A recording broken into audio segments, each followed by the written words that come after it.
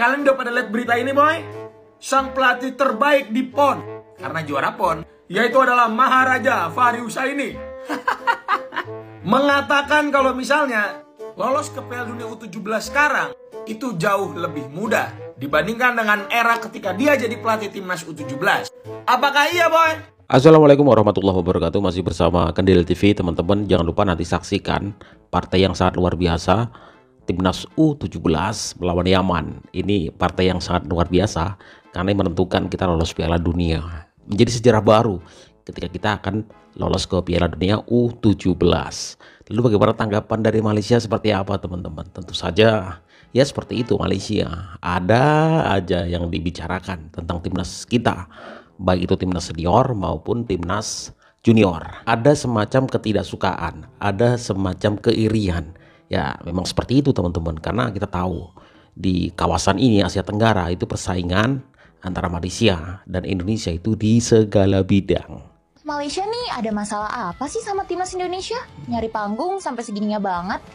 Jadi, usai timnas Indonesia U17 menang 1-0 atas Korea Selatan kemarin di Piala Asia U17 2025, masyarakat Malaysia kepanasan usai diledek netizen 062 karena Malaysia gagal lolos Piala Asia U17. Saking bingungnya harus berkata apa, akhirnya salah satu supporter Malaysia menyebut bahwa Stadion Utama Gelora Bung Karno merupakan tempat latihan timnas Malaysia. Pernyataan tersebut tentu ngebuat netizen keheranan dan menganggap bahwa supporter Malaysia itu justru tengah menjatuhkan timnas Malaysia yang sendiri. Kondisi memang sudah berubah. Kemenangan kemarin ngebuat timnas U17 bakal lolos ke perempat final Piala Asia U17 2025. Eits, asalkan menang lawan Yaman U17 pada Senin 7 April 2025 besok. Sementara timnas Malaysia U17 pupus sudah harapannya untuk lolos. Ya gimana enggak, orang di kualifikasi Piala Asia U17 2025 aja udah gagal. Emang agak lain nih supporter Dik Malai. Udah lemah, segala sombong pula. Malaysia. Sejak kapan GBK itu menjadi kandang dari Malaysia? Sejak kapan tuh? Thailand tersingkir. Uzbekistan tim pertama lolos Piala Dunia U17. Hadirnya pemain jebolan Akademi Manchester United, Silva Maxes, tidak bisa membuat banyak perubahan untuk Thailand. Walaupun di laga debutnya mencetak 1 gol. Kalah di pertandingan awal dari Uzbekistan U17 dengan skor 4-1. Kemudian kalah dari Arab Saudi dengan skor 3-1. 2 kekalahan beruntun membuat Thailand mengoleksi 0 poin. Sehingga Uzbekistan dan Arab Saudi sukses bertengger di posisi pemuncak klasemen dan runner-up dengan koleksi 6 poin. Sementara itu, Cina U17 dan Thailand berada di posisi 3 dan 4 tanpa meraih poin. Di pertandingan terakhir grup A, Cina akan melawan Thailand. Hasil tersebut tidak akan merubah nasib mereka. Gak ngaruh ya. Kemenangan Indonesia hari ini akan membawa Indonesia ke Piala Dunia. Ini dia timnas U17 akan melawan Yaman. Sebelum gue lanjutin, buat lo yang belum follow dulu yuk. Ilangin tanda tambah sebelah, dipencet, di follow yuk. Sikat. Hari ini Indonesia akan menghadapi Yaman. Kick off akan dimulai pukul 22 waktu Indonesia Barat. Live-nya di RCTI mulai jam 9. Pada pertandingan pertama, kedua tim sama-sama mendapatkan kemenangan. Indonesia berhasil mengalahkan Korea 1-0. Yaman berhasil mengalahkan Afghanistan 2-0. Dengan begitu, Yaman sementara berada di puncak klasemen. Jika malam ini Indonesia bisa mengalahkan Yaman, Indonesia otomatis akan lolos ke babak berikutnya dan otomatis lolos ke Piala Dunia di Qatar. Semoga aja kali ini hasil baik kembali lagi menaungi tim Garuda Muda kita. Bukan lawan yang mudah, tapi setelah mengalahkan Korea, mental timnas Indonesia semakin tinggi. Dengan modal ini, gue berharap kita bisa bermain lepas, tidak penuh beban, dan bisa mencetak gol lebih dulu dan mempertahankan keunggulan di sisa pertandingan. Dan semoga aja PR-PR di pertandingan pertama seperti passing yang kurang akurat, finishing yang belum sempurna, dan jarak antar lini yang masih jauh, semoga Coach Nova sudah mendapatkan solusinya. Kasih doa dan dukungan terbaik kalian di kolom komentar. Amin. Lebolo, tadi malam Thailand dibantai. Thailand wis ora lolos, Lor. Thailand sama Cina wis udah lolos. Berarti grup A di Piala Asia U17 2025 ini, grup A sudah menentukan yang lolos grup, Lor, yaitu Arab Saudi sama Uzbekistan. Nah, sedangkan nanti pertandingan di grup B sama grup C. Nah, untuk grup C khusus Indonesia nanti bisa dikatakan pertandingan penentu, Lor. Siapapun pemenang di pertandingan nanti antara Indonesia U17 melawan Yaman U17, siapapun yang menang, entah itu Indonesia atau Yaman, salah satunya yang menang dipastikan lolos grup. Kalau imbang ya masih menunggu pertandingan berikutnya. Nah kalau Indonesia nanti kalah, Indonesia harus menang di pertandingan berikutnya, itu pun menunggu pertandingan yang lain. Jadi kalau bisa nanti Indonesia harus menang lawan Yaman. Oke, jangan lupa jam 22 seperti RCTI. kemarin. Oke, terima kasih. Kalian udah pada lihat berita ini, boy? Sang pelatih terbaik Fahri. di PON karena juara PON yaitu adalah Maharaja Fahri Husaini. Apalagi tuh? Kenapa tuh? Mengatakan kalau misalnya lolos ke Piala Dunia U17 sekarang itu jauh lebih mudah dibandingkan dengan era ketika dia jadi pelatih timnas U17. Apakah Kenapa iya, tuh? boy? Mari kita bahas. Biasain, boy ya, biasain deh. Kalau misalnya ada statement, yang dilihat itu poin yang disampaikan, boy. Jangan lihat siapa yang ngomong. Jangan lihat dengan mata amarah ya, mata kebencian. Di sini Fahri Husaini itu bilang, saya berharap Nova bisa jeli dalam melihat peluang ini karena regulasinya lebih mudah. Jadi harusnya timnas Indonesia itu bisa lolos ke Piala Dunia U17. Kita sedikit flashback ke timnas U16 zaman Bagus Kahfi dan kawan-kawan, boy. Terakhir mereka itu bisa lolos ke babak 8 besar dan harus bertemu dengan Australia, tapi harus tunduk 3-2. Di tahun 2018, yang bisa lolos ke Piala Dunia di Peru waktu itu adalah semifinalis atau 4 besarnya doang. Di mana timnas U16 di zaman itu berhasil menjadi juara grup. Di match pertama berhasil mengalahkan Iran. Kalian ada yang nonton pertandingan itu, boy? Kalau gue sih masih ingat ya. Dan seri 2 kali lawan India sama Vietnam. Jadi yang dimaksud mudah di sini bukan mudah lawannya, bukan.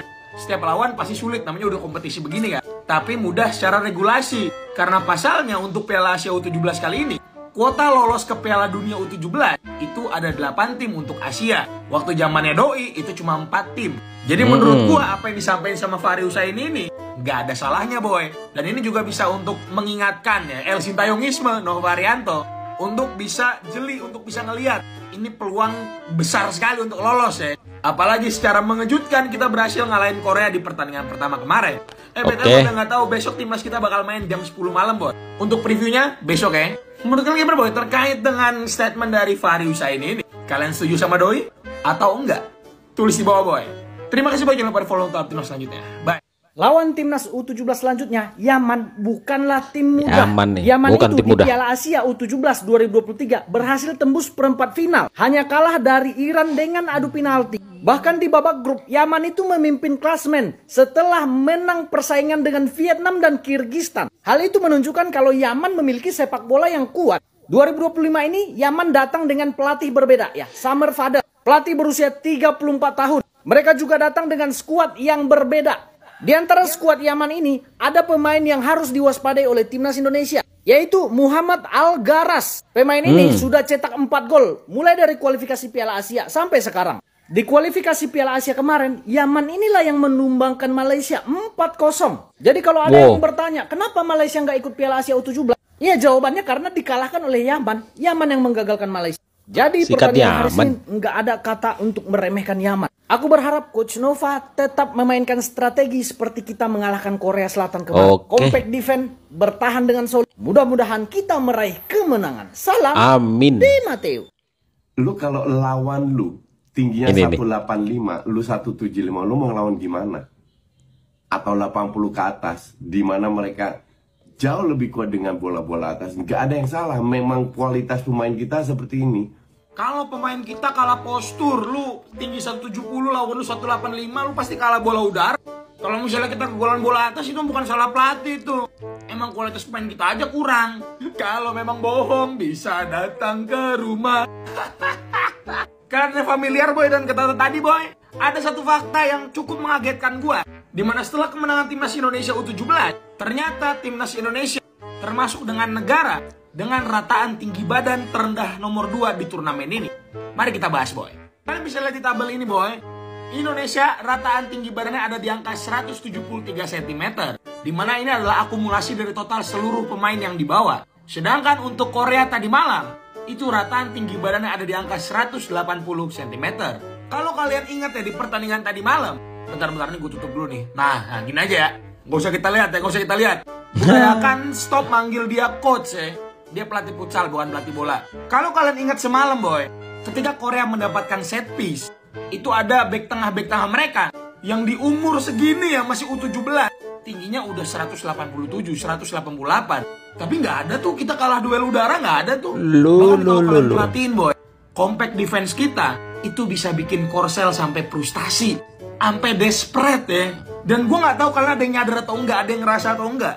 Setelah kemenangan timnas lawan Korea tadi malam, kayak ya udah biasa aja, seolah menunjukkan Korea adalah tim yang selevel dengan kita. Padahal kalau boleh jujur, secara permainan, gameplay, kita kurang banget sebenarnya. Tapi hasil akhir yang kita butuhkan adalah kemenangan. Gue sengaja ngebahas euforia kemenangan, itu cukup di hari ini aja boy. Karena gue nggak mau sampai timnas U17 ini, adik-adik ini, itu sampai anti klimaks ya. Abis menang lawan Korea, jumawa, tinggi hati, abis ini lawan Yaman sama Afghanistan gak maksimal. Karena Nova Arianto pun El Sintayongisme itu sangat paham betul kalau misalnya adik-adik ini harus fokus dan gak boleh sampai star syndrome. Karena sekedar mengingatkan boy, kemarin ada nanya kayak begini soalnya, satu kemenangan aja antara laga lawan Yaman ataupun Afghanistan, timnas Indonesia akan lolos ke Piala Dunia U17 melalui jalur kualifikasi untuk pertama kalinya setahu gue. Kita tunggu aja boy sampai tanggal 7 ya. Kita nikmatin, enjoy the moment. Kita kawal terus adik-adik ini. Terima kasih semuanya, jangan lupa di follow untuk update timnas selanjutnya. Bye. Oke, teman-teman mungkin masih ingat dengan perkataan Justin tentang tinggi badan. Ini buktinya kita itu dengan tinggi badan usia 17 itu paling di bawah. Tapi kita bisa mengendalikan itu. Dan kita juga bisa menang dengan Korea Selatan. Yang kita lihat adalah bukan dari permainan sebenarnya teman-teman. Yang dihitung tetap aja hasil akhir. Kalau menang ya sudahlah, kita menang. Nggak ada kata-kata, oh permainannya gini. Betul, kita perlu evaluasi tentang passing, finishing. Tapi hasil akhir itulah yang menentukan dari segalanya. Ya, jadi kita masih banyak kesempatan. Ada kesempatan untuk lolos Piala Dunia hari ini. Dan kesempatan itu terbuka sangat lebar untuk timnas U17. Dan itulah sejarah yang harus kita raih gitu teman-teman. Kita nggak boleh meremehkan lawan teman-teman. Kita nggak boleh, Yaman itu bukan tim ecek-ecek juga. Ini beban dipikul berat oleh timnas U17 karena mewakili Asia Tenggara tuh. Thailand kemungkinan besar udah tersingkir tuh. Nggak ngaruh itu pertandingan berikutnya, nggak ngaruh. Kemudian Malaysia udah nggak lolos juga. Jadi boleh dong berbangga bahwa King Asia Tenggara sebenarnya siapa? Indonesia. Boleh dong berbangga sedikit, nggak masalah kan? Nggak masalah tuh. Yang penting kita tetap dukung. Jangan sampai jumawa, jangan sampai sombong karena pertandingan berikutnya masih ada. Ya, jangan lupa nanti saksikan teman-teman Indonesia melawan Yaman. Kick off pada pukul 22.00. Terus beri semangat dukungan untuk timnas kita. Bravo sepak bola Indonesia.